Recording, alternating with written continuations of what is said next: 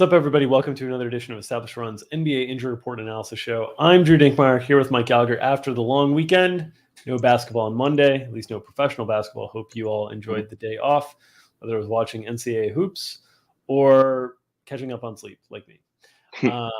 Either way, same type of excitement for me. NCAA Final Four game or sleeping. But we've got 12 NBA games on the slate, plenty of injury news, and probably some NBA games that will resemble NCAA games tonight with tanking season in full effect. One more week of this nonsense, Gallagher. I'm excited to be on the very, very tail end. How are you doing on this Tuesday? Doing good. Yeah, didn't watch too much basketball last couple of days, right? But ready to go. I got a big schedule here. I'm sylvaing it up. I can't get my screen sharing thing to work. So got to do a little different today. Yeah. Well, let's get into the injury stuff and focus our attention there. It's more important than the technical stuff. The news that hit right before we went on the air was that LeBron James is ruled out tonight. He and Anthony Davis were both questionable originally. So LeBron's not going to play tonight against Phoenix. It seems like the writing's on the wall for the Lakers. They could get eliminated tonight if they lost and San Antonio won. San Antonio is playing without DeJounte Murray. In Denver, they're 9-point underdog. So the Lakers will probably hang on another day, but it's really the end of the road here for the Lakers, and it looks like LeBron understands that. He also, by not playing, he has to play in 2 games to be eligible for the scoring title, right? And they have 3. Yep. So it'll be interesting to see, if he does play in those final 2 games with really nothing, team-wise on the line. But we saw the Lakers without LeBron on Sunday with AD. Do you think they look similarly tonight in a different type of matchup against Phoenix? Yeah, very different. We know that they like Dwight Howard in the Joker matchup, so it's a little bit different. They started DeAndre Jordan against 8 in another game, LeBron at center without AD. So I think there's a chance Davis still starts at center, and they kind of fill their rotation with some wings again, which they really want to have a lot of perimeter ball pressure. So I think they would start small here, putting Stanley Johnson basically in Dwight Howard's spot. So they would start Westbrook, Bradley, Monk, Stanley, and then AD. I think that's how they would go. I don't think they would be into Dwight Howard as much in this spot. Yeah, and from a DFS perspective, we've seen like when LeBron's out, right, there's a huge hole to fill. Anthony Davis becomes very valuable. Russell Westbrook has his moments, although he has been losing playing time kind of down the stretch. Malik Monk has had a more consistent role. And then at times during the season, we've seen Talen Horton-Tucker, not as much of late as he's kind of fallen out of favor. Are those 3, Westbrook, Monk, and Davis, the primary guys you would expect to potentially see tonight? Oh, look at that. Producer Mike back in effect. All right. Yeah, I kind of got to do it funky, but there we go. Yeah, I had to do it a different way. Sorry, say it again. I was trying to work on that. Wait, are Davis, Westbrook, and Monk the only players from a DFS perspective you expect? Yeah, I think so. I think so. We'll see a little bit of Armello and those guys, but yeah, I think that's kind of where we're going to be. Yeah, unfortunately, no THT season. They really missed out on their opportunity. The guy had 1 preseason. He was like the next big thing. They didn't trade him, and now he can't get minutes over Avery Bradley and Stanley Johnsons of the world and DJ Augustine. So really a tough season for Lakers fans on the whole. Yeah, but that's where we are from an injury perspective with them. Other questionable tags in bulk, in mass. We've got the Orlando Magic, Franz Wagner, Jalen Suggs. Cole Anthony has been ruled out already. But basically, the Orlando injury report is long and deep. Suggs and Wagner, the 2 other starters now, along with Wendell Carter Jr. and Cole Anthony. Cole Anthony and Wendell Carter Jr. both ruled out. If they're down Suggs and Wagner, it's full on, preseason game type situation. We've seen them be very willing to play funky lineups down the stretch. So I don't know that you can trust them for anything, even if they are without a bunch of guys. Because I feel like anybody that's playing decently well could get cut. But what are your thoughts on what we might see from the Magic tonight? Yeah, Suggs is interesting, right? Because we've seen him on the injury report for weeks now. So he could be back. That would obviously help things. And we saw in the last game, Anthony gets hurt, and they go with Devin Kennedy, who had a terrifying leg injury last year. Nice to see him back on the court. So he'd be back in the mix. Markelle Fultz, he's playing, lowish 20s minutes. There's been talk about possibly elevating, but more with the training staff. So maybe he gets to 23, possibly, which would be interesting for the much as he handles the ball. One of the most ball dominant guys, despite limited per minute. So that would be interesting. Obviously, no Franz Wagner would be Iggy Bristakis. We saw him play huge minutes in the last game. So those guys would all really benefit. Wagner, first time he's been hurt all year. He had started every single game prior to the injury. So the list of players that have started every single game down to 2 in Sadiq Bey and Mikal Bridges. But I don't think the injury looked well. We had the under there, but I think there's a chance that Buck can make it back. Yeah, we'll see. They just are not playing to win games. Like basically you can see in the plus minus column there is heavily correlated with the minutes column. The more negative you are in plus minus, the more minutes you get to play for Orlando these days. Like Bristakis was atrocious and he got to play 37 minutes as a result. Markel Fultz, decent, keep him down to 22. So like that's the tricky thing about dealing with Orlando. I would not touch them from a DFS perspective really unless they get down to like where they only have 8 guys or something like that. And you know that everybody has to play a decent amount, because I really do think if anybody shows any signs of life, they might cut them down. And you're just like limiting your upside when pursuing these situations. So be careful. Should add too that, no Schofield as well taken out. Like Suggs and Wagner don't play, then I think we're getting to that situation where you're talking about. Well, they would have Kennedy, Ross, Fultz, Mo Wagner, Robin Lopez, RJ Hampton, Mo Bamba, Bristakis, Okeke. They'd still have 9, you know? Yeah. So it's tough. It's going to be a tough situation. Well, they'd be thin on guards, you know? They would be. I think Kennedy would play a lot, but he's not good. Right. So like not I hate that's a pet peeve of mine. He's a good basketball player. He's not an NBA caliber basketball player. So from a DFS perspective, I'd just be very, very leery here. Other, fake injury reports with lots of questionable tags. Indiana, Malcolm Brogdon returned back to the questionable tag, and TJ McConnell got a questionable tag. Yeah. Like Undertaker.gif on TJ McConnell. I don't understand where this one came from. I guess a revenge game for TJ against the 76ers. But Goga's also questionable on the injury report. What are your expectations for Indiana, who we've been clamoring for them to just officially shut these guys down? They did it with Duarte. I don't know why they haven't done it with Brogdon, but here we are with like the 7th game in a row of Brogdon questionable tag. Yeah, McConnell's been out since December 1st with wrist surgery, so it's somewhat surprising to see him come back here. Maybe he plays. Don't know. Don't have much insight besides that. Yeah, Brogdon, man. He keeps getting listed as questionable and keeps getting ruled out. Shout out to Underdog for college player injury definitions. Those are good. But we'll see. Definitely think he sits out, and we'll see what kind of minutes are on McConnell. And we'll see how that affects Halliburton, right? He's had free reign here. And McConnell does handle the ball a little bit. We've seen other point guards, when they overlap with him, lose some touches and assist opportunities. So it would actually affect Halliburton maybe just a little bit. But he'd probably have minutes cap pretty hard anyways. So it's not like freak out season, but definitely would have taken his upside a little bit down.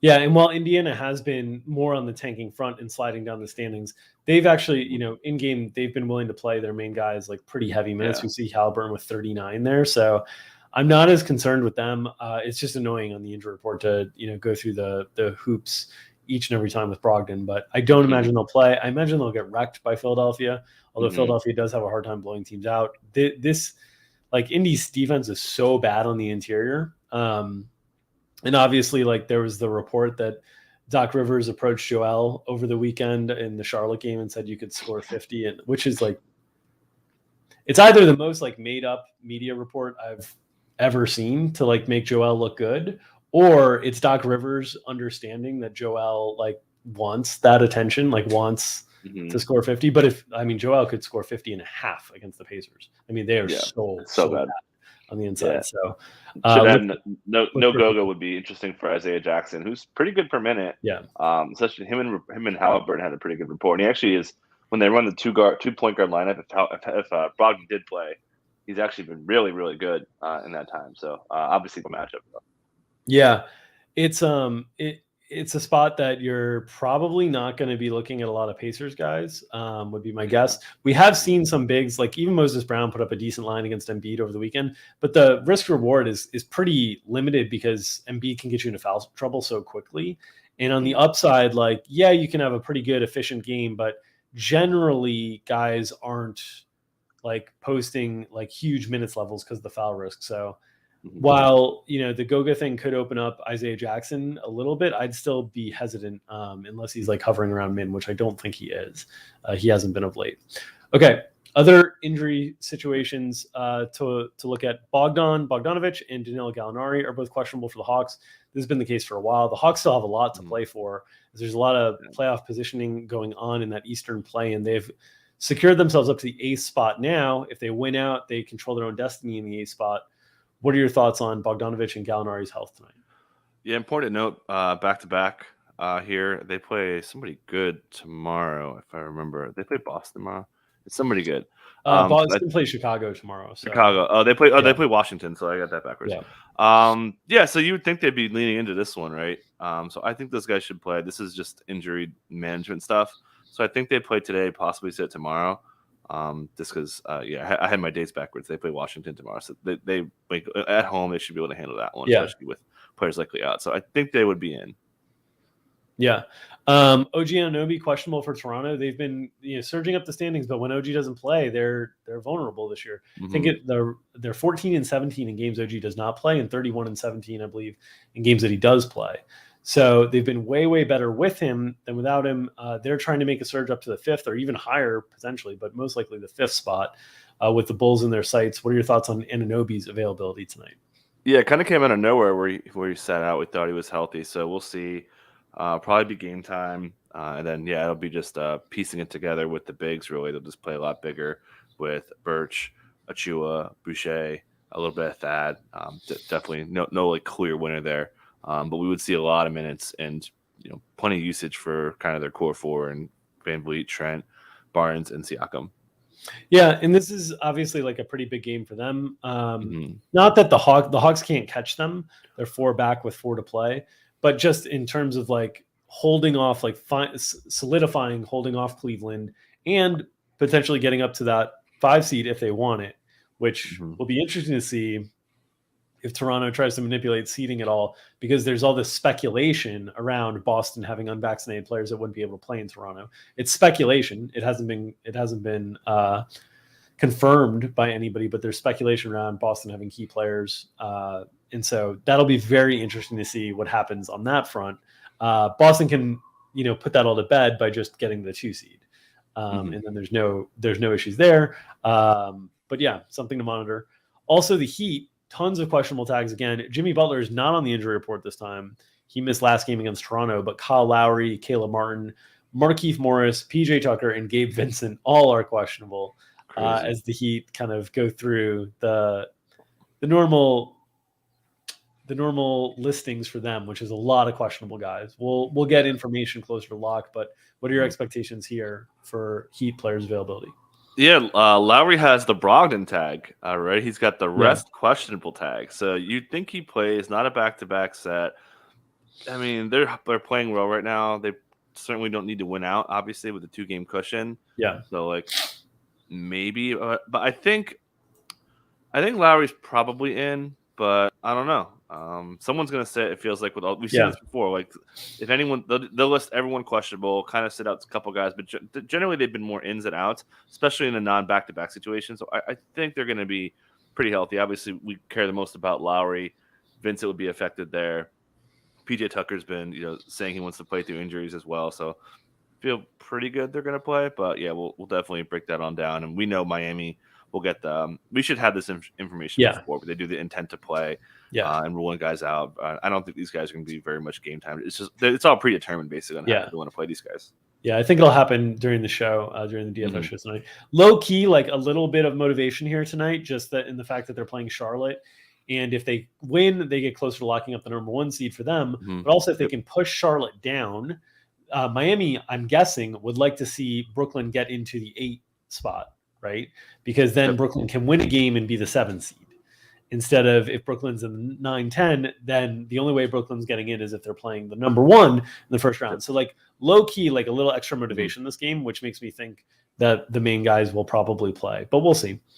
All right. Other questionable tags on playoff contending teams in the East. Zach LaVine for Chicago got downgraded from probable to questionable. This one I think is pretty shaky. The midday downgrade is not a great thing. The Bulls are on the front end of a back-to-back here. It's not a great back-to-back. It's a set against Milwaukee and Boston. And the Bulls are pretty close to locking up, not having to worry about going into the play-in game because they are 3 up on Cleveland in the loss column here. But I don't think they're going to push things really hard with LaVine, given that they're this close. And so I think this is a very questionable tag for LaVine. We've seen him play through it a ton, but I think this is a particularly questionable one on the front end of a back-to-back. Yeah, he's been playing. I think he's only missed 1 game with this Q tag in the last 2 months. He's gotten Q or probable probably for more than half of them. So yeah, we saw Kobe White probably. I think they would. Do you think they would go bigger and maybe go Patrick Williams and slide guys up that way, especially in this matchup? I think against Giannis they would. Yeah. Yeah, I think that makes the most sense. So I think it would be basically Patrick Williams starting in that spot, moving Caruso from a 4 functionally to more of a 2. And then you're playing more Kobe White longer stints, especially if you're trailing. So I expect those guys to benefit a little bit more. Yeah. Other injury situations as we keep working through all these questionable tags. Brandon Williams for Portland showed up as questionable on the injury report. Portland's got a game against Oklahoma City tonight, so it's one of these tank offs. Mm-hmm. So I kind of think he's not going to play. I kind of think this is the questionable "you're too good" tag is kind of the way that I'm seeing this. But what's your read on Brandon Williams' likely availability tonight? Yeah, I think that's it. I mean, they got bodies now. They got Luzada. They got Blevins. They've got guys they can play. So yeah, it strikes me as an out tag. And yeah, big tank off here. We know teams will. We've talked about it pretty much for weeks now that teams are kind of taking unconventional paths to try to lose games and pulling out Brandon Williams. Like how far has this gone? So yeah, I think he sits.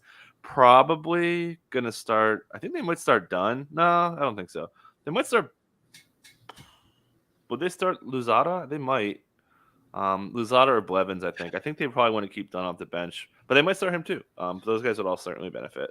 Yeah. More like DD Luzmora. Or Elijah, or maybe Elijah Hughes, who'll be back in the mix too. So actually, he might not be. Just be careful with Portland tonight. Is another one of these spots that not so confident that players playing well will get to play more tonight, just because the stakes for the tanking is meaningful for these teams. Not huge, but meaningful. Yeah. A contending team that does have some questionable tags: Minnesota, Pat Beverly, Jalen McDaniels. Those guys are both questionable. McDaniels, it sounds like he's getting close. He's been out for a while. Minnesota technically still alive for the 6th seed. They're 2 games back of Denver, and they're 1.5 games back of the Jazz. And the Jazz have been kind of free falling. Mm-hmm. So they have a couple different outs here. If Minnesota can basically win out, I don't think they're going to pull the foot off the pedal just yet. But I do think they're going to be cognizant of guys like Bev, right? That like they can probably get away with him not playing and still be competitive out there. And if they lose, whatever, like they're most likely going to be a 7th seed anyway. What are your thoughts on how they approach things with Beverly and McDaniels tonight? Yeah, so a quote from Chris Finch today saying that McDaniels is kind of ahead of schedule. They called him doubtful, got upgraded to questionable. Good sign. Had a really bad ankle sprain. He would beat his prognosis by a pretty good bit, but it sounds like he's got a shot to play. And then Beverly midday downgrade, 2 questionable with ankle soreness, which he's had before. So yeah, it strikes me as a possible sit for Beverly, probably a one-of situation because they're used functionally as on-ball defenders, obviously different ball handling roles, but defensively they have very similar roles. You don't really need the offense from Beverly, so I think it's kind of one of them might sit depending on McDaniel's feeling. Yeah, and it's a spot where, like I said, for Minnesota, I mean, they're 12.5 point favorites here. Yeah. So I don't think they need to push it with someone like Bev. I think they could both sit. I think it's possible that they both sit, and there's not a ton to gain for Minnesota at this point. Maybe if Utah and Denver both stumble, but their schedules down the stretch are pretty soft. I mean, Utah's got a tough game tonight at home against the Grizz, but other than that, it's a pretty. I think they still have OKC left on their schedule. Like I think it's pretty soft down the stretch. So not a lot of reason to push things for Minnesota.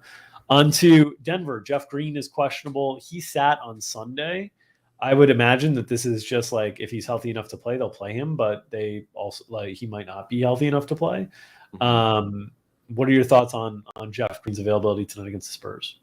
So home game, and he was out for personal reasons. So you'd think now that he went to LA, didn't play. I think there's something to that too. I think he's gonna play. Is he still? He's still listed with personal. Sorry if personal. So he should be good for a home game, you'd think, but you never know. But I would expect him to play. Yeah. Jonas Valanciunas, the Pelicans have nothing to play for. They are basically locked into the 9. So he's questionable. Last time we did this, they had a little bit more to play for. They hadn't really locked up positioning yet, but we were like all prepared that Willie Hernangomez would be the guy if Valanciunas sat. And we all thought, because it was against Portland, Hernangomez would even get run if Valanciunas played. And so with blowout risk, there was a potential. And Hernangomez did not play at all. Got a straight DNP CD. He's been out of the rotation of late. If Valanciunas was unable to go, how do you think they'd handle things in the front court tonight in his absence? I think they would start Hernangomez. We've seen a pretty strong pattern from Willie Green that when Valanciunas is out, they'll go to Hernangomez. But yeah, as you mentioned, Larry Nance has essentially booted out Hernangomez. So I think, I feel like every time that I could double check this, but I think whenever Valanciunas has sat, it's been Hernangomez starting. It has, but that was pre-Larry Nance, all that. Yeah. So, I think it's just easier. I think Green thinks like that, where he'd rather just fill a role that he's familiar with, and then kind of his minutes wouldn't be obviously nearly as attractive for obvious reasons. But I think he would start. A matchup against Sacramento and Min Price, the starting role would be very, very attractive from a DFS perspective, and potentially it's a late game, so potentially swing a lot of things. Kind of an interesting thing for those of you out there taking risks playing GPPs tonight. In that same game, Alex Len is questionable. We've seen Damian Jones minutes really spike in the games that Alex Len has not played. He's gotten into the low to mid 30s. So what are your thoughts on Len's availability? And if he is available, how much do you think it cuts into Damian Jones, or do you think we're just seeing them let Damian Jones run towards the end of the season here? Yeah, I think Damian Jones is pretty safe. You'd see a little bit of Keita. Chimezie Metu, who wasn't playing center minutes before, is playing them now, so that kind of helped him. We've seen him spike a couple games, so it's something I would look at. But yeah, I think Dame's in a pretty good spot here, kind of regardless. Some other notes: the Grizzlies are not resting guys, but Dylan Brooks was ruled doubtful, I believe. So Grizzlies back. This is kind of an interesting spot. I mean, if you're a Nuggets fan, if you're a Wolves fan, you're paying attention to this game because the Grizzlies they've played well even without their main guys, but the Jazz have been really struggling of late. I took Memphis plus 5.5. I have some Memphis plus 5.5 already booked in. I also took Milwaukee minus 4.5, which on the LaVine news has moved to 6. So feeling okay about those things. Although the closing line value is a murder these days. What are your thoughts on the Grizzlies without Dylan Brooks? How do things look for them tonight? Well, I got my OKC plus 18 tickets that held up on the Suns, nice. But and didn't need the 18. So it's pretty easy, right? Like, we've got like kind of our backcourt and front court set. Front court rotation is going to be Steven Adams, Jaren Jackson, Brandon Clark, a little bit of slow-mo at the 4. Backcourt rotation, we've got a lot of Melton, a lot of Bane, a lot of obviously Tyus Jones starting, have a little bit of contract filling in the gaps, probably starting Zaire Williams and Dylan Brooks' spot. So we've got pretty much 9 significant spots. Do they go 10? That's kind of the question. Will it be Sandy Aldama? Will it be they have a couple guys down in the G League. They could go bigger and play somebody else. They could play Jarrett Culver. It doesn't really matter. Anyways, but those 9 core guys should be pretty solid here. And then Spurs, no DeJounte Murray again tonight.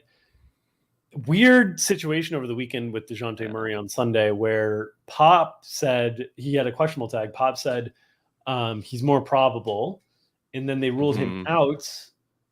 The corresponding timeline of this, I was keeping an eye on. The Lakers were kind of like ahead of Denver early in the game, and that's around the time that Pop upgraded to probable. And then Denver beat the Lakers, and not much thereafter, DeJounte was ruled out. I don't know if the two things have gone together. There was reporting that DeJounte said he's lost a bunch of weight with this illness. Yeah, from DeJounte. So he's out again tonight. I think it's in part because they have some level of safety and security now, where basically I think their magic number is 2 with the Lakers at this point. So they need some combination of 2 wins from San Antonio and 2 losses from the Lakers. And the Lakers are playing without LeBron against Phoenix. So I think they're being conservative with DeJounte, but that note on him losing a bunch of weight was curious given the pop comments on Sunday. Yeah, super odd. This is what, 7 or 8? DeJounte Murray has blocked me for some reason. Perhaps he's blocked me for years now. And I have nothing but nice things to say about DeJounte. So I think he made things I'm like a crazy stalker guy. Oh, that makes sense. Yeah, I'd never say anything bad about DeJounte, obviously, but I was trying to find that because I saw people quote tweeting. I was like, oh man, so I had to do some digging. But definitely think he sits. A lot of Trey Jones. Trey Jones has been pretty good, man. The last few games he's been productive, so we know he's going to play a lot. Keldon's been on fire. Obviously, Pirtle will be back. That'll take Zach Collins away. But yeah, there'll still be plenty of minutes for Richardson, Lonnie, those guys. Keldon's really picked up the usage slack quite a bit, but Devin Vassell, Lonnie Walker, those guys step into a more substantial role as well. So there are some Spurs to potentially attack here, but they're also 9-point underdogs on the road in Denver. It's not the best spot on a really, really big slate. Other news on the injury front, the Nets, no Seth Curry, but Bruce Brown is back.